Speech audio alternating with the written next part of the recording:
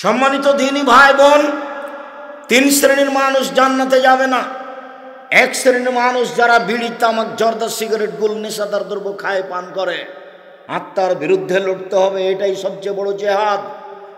যুদ্ধের মাঠে প্রতিপক্ষকে পরাজয় করে হত্যা করে মেরে ফেলেছি। আমি বড় মুজাহিদ নই, তবে আমি মুজাহিদ। আমি সবচেয়ে বড় মুজাহিদ নই, তবে আমি মুজাহিদ, জেহাদকারী। জেহাদকারী সবচেয়ে বড় মুজাহিদ হচ্ছে ওই মাইজাহিদ আফজালুল মুজাহিদ মাইহিদ নাফসাহু, ওই সবচেয়ে বড় মুজাহিদ যে আত্মার বিরুদ্ধে জেহাদ করতে পারে।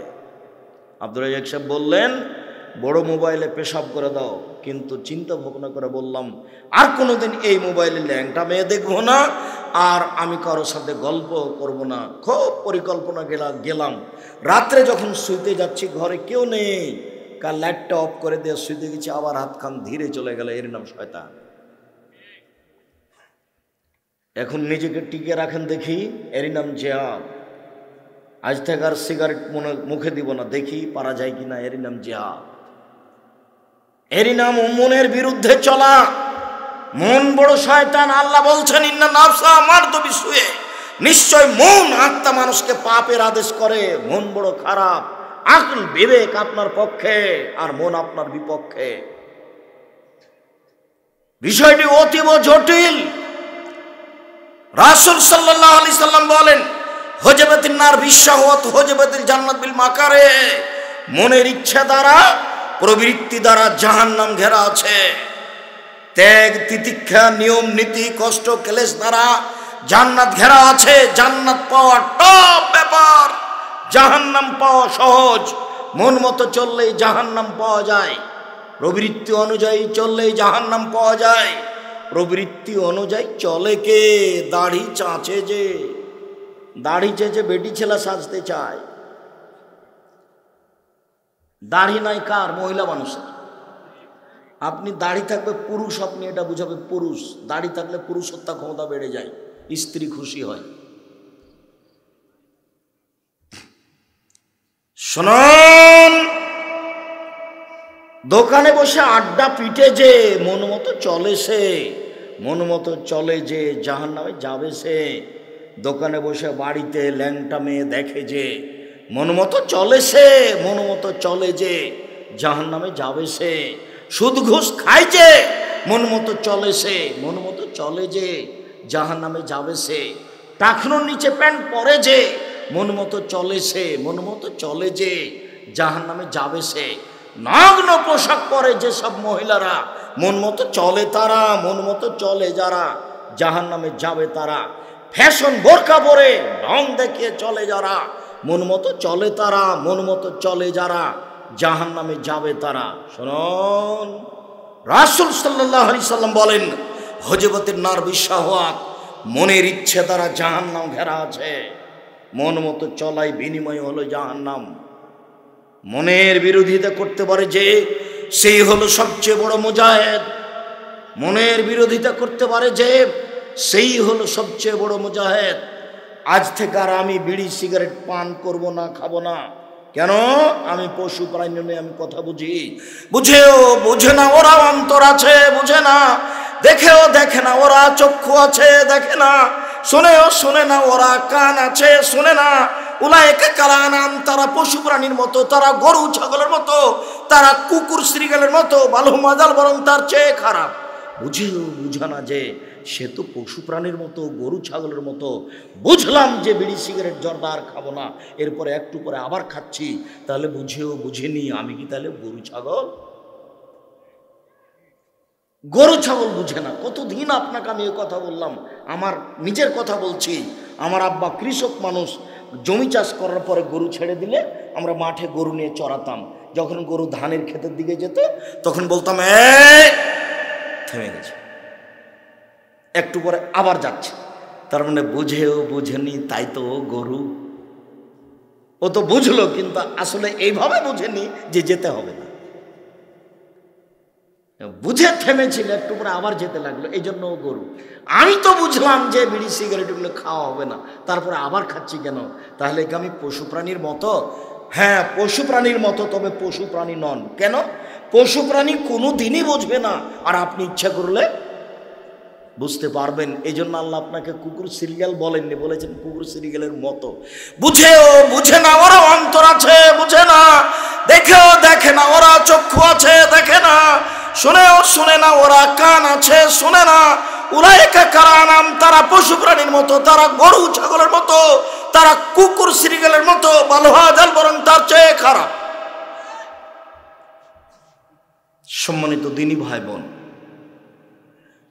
3 শ্রেণীর মানুষ জান্নাতে যাবে না। 2, ওর রাজরাত মিনান নিসায়, উপস্থিত বৈঠকের মুসলিম বোন আপনাকে বলছি, পুরুষের বেশধারী নারী জান্নাতে যাবে না। যারা পুরুষের জুতা স্যান্ডেল পরে, যারা পুরুষের শার্ট প্যান্ট পরে, যারা পুরুষের পোশাক পরে, তারা জান্নাতে যাবে না। 3, অদায়ুস আল্লাযী ইউকিরু ফাইলাল খাবাসা, যে তার বাড়িতে বেহায়াইর সুযোগ দিয়েছে, সে দায়ুস জান্নাতে যাবে না। 3 শ্রেণীর মানুষ জান্নাতে যাবে না। 1, যারা নেশাদার দ্রব্য খায় পান করে। 2, যারা পুরুষের বেশধারী নারী। 3, যারা দায়ুস, চিল্লে দিতে চলে গেছে 3 মাসের মেয়ে, ঠিকই রাজশাহী বিশ্ববিদ্যালয়ে ঘুরে বেড়ায়, এ নাকি পরহেজগার মানুষ, তাহাজ্জুদ পড়ে। তাহাজ্জুদ তুলে রাখতে হবে। 3 শ্রেণীর মানুষ জান্নাতে যাবে না। উপস্থিত বৈঠকের মুসলিম বোন, এই মেঘ কথা বলছো কেন? তোমাকে তো বলছি, চুপ থাকো। কি ঢং পেয়েছ? কতবার বলেছি যে আপনার উপর দিয়ে যদি আর একটা মহিলা গায়ের উপর দিয়ে চড়ে চলে যেত, আপনি মুখ খুলবেন না, মুখখান বন্ধ করে রাখেন। আপনি গল্প করছেন কেন? এটা আপনার লজ্জাবোধ হয় না, শরমবোধ হয় না? মুখ বন্ধ করে রাখেন। আপনি জানেন যে আব্দুর রাজাক বিন ইউসুফ এসেছে, হয় আমাকে মুখ বন্ধ করে থাকতে হবে, নাহলে কেটে পড়তে হবে। যতই সমস্যা ঘটুক, কেউ যদি গায়ের উপরে পা দিয়ে চলে যায়, তবু আপনি মুখ খুলবেন না। কিছুক্ষণের জন্য আপনাকে আমি মুখ বন্ধ করতে রেখেছি, বলেছি, অনুরোধ করেছি, আপনি কথা মূল্যায়ন করার চেষ্টা করুন। আপনার জন্য আমি এসেছি, আপনার কিছু না কিছু আমি উপকার করবই করবো ইনশাআল্লাহ। রাসূল সাল্লাল্লাহু আলাইহি সাল্লাম বলেন, পৃথিবীর মানুষ সিনফান মিন আহলিন নার লা মারাহুমা, 2 শ্রেণীর মানুষ, ওরা জাহান্নামে যাবে, আমি তাদের দেখিনি। পৃথিবীর মানুষ মনে রেখো, 2 শ্রেণীর মানুষ আছে, ওরা জাহান্নামে যাবে, আমি তাদের দেখিনি। 2 শ্রেণীর মানুষ আছে, ওরা জাহান্নামে যাবে, আমি তাদের দেখিনি। 1, কওমুন মাহুম সিয়াতুন কাদরাবিল বাকারে, 1 শ্রেণীর মানুষ, তাদের হাতে থাকবে লাঠি গাভীর লেজের মতো, একদিক মোটা একদিক চিকন, এদের উপরে নাস, তা দিয়ে তারা মানুষকে মারবে, এরা জাহান্নামে যাবে। প্রশাসনের মানুষের হাতে এমন লাঠি থাকে, যারা কলেজ বিশ্ববিদ্যালয়ে পড়ে দাঙ্গাবাজি করে, তাদের হাতে এমন লাঠি থাকে। যারা দলীয় দাপট দেখায়, তাদের হাতে সময়ে সময়ে এমন লাঠি দেখা যায়। যাদের হাতে এমন লাঠি থাকে, তারা জাহান্নামে যাবে। যা দিয়ে তারা মানুষকে মারে, গাভীর লেজের মতো লাঠি থাকে, একদিক চিকন একদিক মোটা, এরা জাহান্নামে যাবে। দলীয় দাপট দেখিয়ে, ক্ষমতা দেখিয়ে চলে যারা, মন মতো চলে তারা, মন মতো চলে যারা, জাহান্নামে যাবে তারা। 1 মিনিটের জন্য ক্ষমতা দেখাবেন না, দাম্ভিকতা দেখাবেন না, স্বেচ্ছাচারী স্বৈরাচারী হিসেবে চলার চেষ্টা করবেন না। ফেরাউন ডুবে গেছে আপনার দলীয় দাপটে। হাজারো মানুষ আজকে রাজশাহী জেলে আছে, 20 বছর থেকেও নিজেও জানে না আমি কেন জেলে। জজ জানে না ঘটনা কি, উকিল জানে না ঘটনা কি। আপনি সাজিয়েছেন মামলা, শুধু আপনি জানেন। আপনি সাক্ষী এভাবে সাজিয়েছেন, সাক্ষী বলছে আমি 2 চোখে মারতে দেখেছি, অথচ যাকে 1 নাম্বার আসামি বানা হয়েছে সে তখন রংপুরে ছিল। কিভাবে সাক্ষী বলছে যে আমি 2 চোখে দেখেছি? আপনার দাপট কত! দলীয় দাপটে এই ক্ষমতায় মামলা চালু হয়ে গেল, আজীবন জেলে হয়ে গেল, জেল হয়ে গেল। সে ইচ্ছা মতো স্ত্রীর মাথায় একটু হাত দিতে পারে না, ছেলের মাথায় একটু হাত দিতে পারে না, ছেলের গায়ে একটু হাত বোলাতে পারে না। নিজের ছেলে, নিজের মেয়ে, নিজের স্ত্রী, দিন দিন বছর বছর পার হয়ে যায়। আপনি অত স্বাভাবিক ভেবেছেন আপনি এমনিতে জান্নাতে চলে যাবেন? জান্নাত পড়ে আছে, অসম্ভব হতে পারে না। এই নোংরা, এই স্বৈরাচারী, এই স্বেচ্ছাচারী, এই বদমাইশি, এই শয়তানি, এই অভদ্র, খারাপ, জঘন্য, নেককার নীতি বাদ দিতে হবে। মাটির মানুষ এভাবে থেকে যেতে হবে। কয়দিন আর বাঁচবো? এ তো গেলাম। কিসের ক্ষমতা আপনার? আপনার বাপ হলো মাটির তৈরি, আর আপনি হলেন শুক্রকীট, বীর্য, এই খারাপ জিনিস দ্বারা তৈরি করা হয়েছে আপনাকে। আল্লাহ দিন রাত বলছে যে আমি তোমাকে একেবারে খারাপ জিনিস, দুর্গন্ধময় জিনিস থেকে তোমাকে বানিয়েছি, আর তোমার বাপকে মাটি দিয়ে বানাচ্ছি। দিন কতবার যে আল্লাহ বলেছেন কোরআন মাজিদে, কিসের ক্ষমতা তোমার? তোমার বাপকে বানিয়েছে মাটি দিয়ে, আর তোমাকে বানিয়েছে খারাপ কিছু দিয়ে। পচা পানি দিয়ে তোমাকে বানিয়েছে যার গন্ধ আছে। তোমার কিসের দাম? তোমার কিসের ক্ষমতা? তুমি এত দাপট দেখাও কেন? তোমার কেন দলীয় দাপট? তোমার কেন দলীয় ক্ষমতা? তোমার কেন অর্থের ক্ষমতা? তোমার কোনো বিদ্যের ক্ষমতা? তোমার কি আছে? তোমার বাপকে আমি মাটি দিয়ে বানিয়েছি, আর তোমাকে আমি শুক্রকীট খারাপ কিছু দিয়ে বানিয়েছি।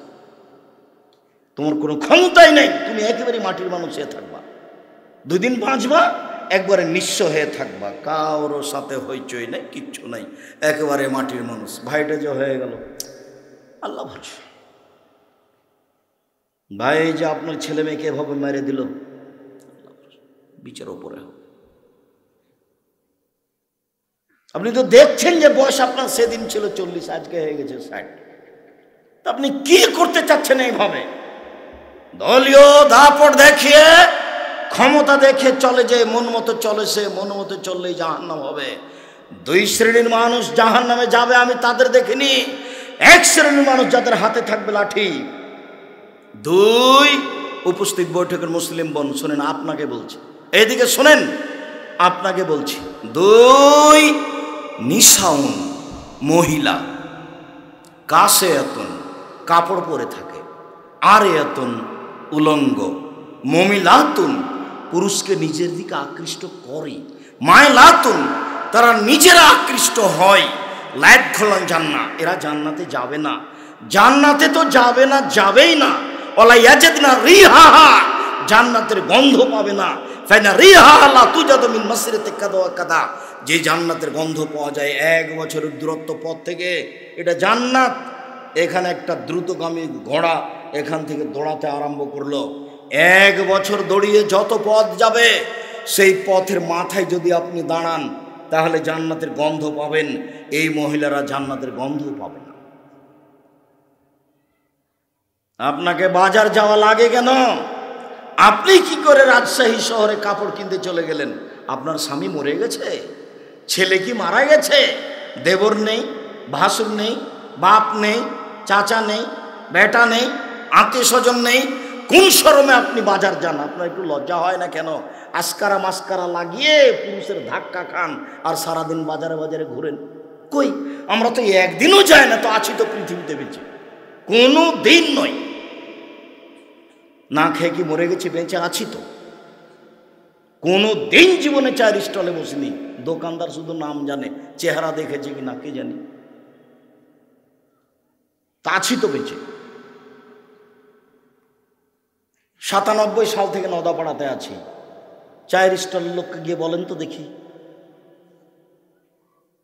কেন আপনার এই অভ্যাস? কেন আপনাকে ওখানে বসে থাকা লাগে? আপনাকে আমি বলিনি? মানুষের জীবনে জরুরি 3টা কাজ মনে রাখবেন। মানুষের জীবনে জরুরি 3টা কাজ। 1, 5 ওয়াক্ত সালাত, নামাজ। পৃথিবীতে এর চেয়ে জরুরি কাজ মানুষের জীবনে নেই। 2, হালাল রুজি। 3, কোরআন তেলাওয়াত। 4, 2 জন যেখানে বসে আছে সেখানে না বসা। এটা সবচেয়ে জরুরি কাজ এই 4টে। 2 জন যেখানে বসে আছে সেখানে যাবেন না। কেন? 2 জনের মধ্যে গল্প হয়তো এমন চলছে যে ওই লোকটা খারাপ, তখন আপনি গিয়ে বলছেন ঠিকই বলেছিস, আসলেই খারাপ। এখন জান্নাত যান দেখি, যা নেকি করেছেন, হজ টজ দান খায়রাত সব গেছে, ও তো আর সামলাতে পারবেন, ও তো আর একজনের বদনাম।